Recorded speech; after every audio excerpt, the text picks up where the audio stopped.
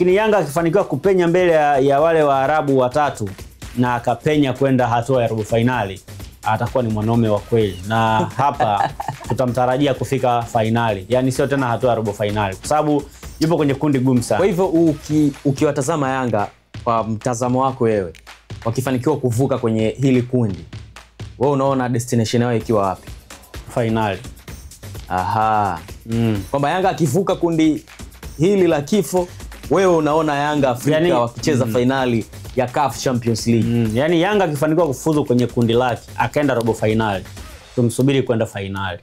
Kwa sababu atakuwa ametoka kwenye kundi ambalo ni gumu sana, kwenye kundi ambalo lina wachezaji wengi wenye ubora, kwenye kundi ambalo lina figisu kuliko kundi lingine lolote.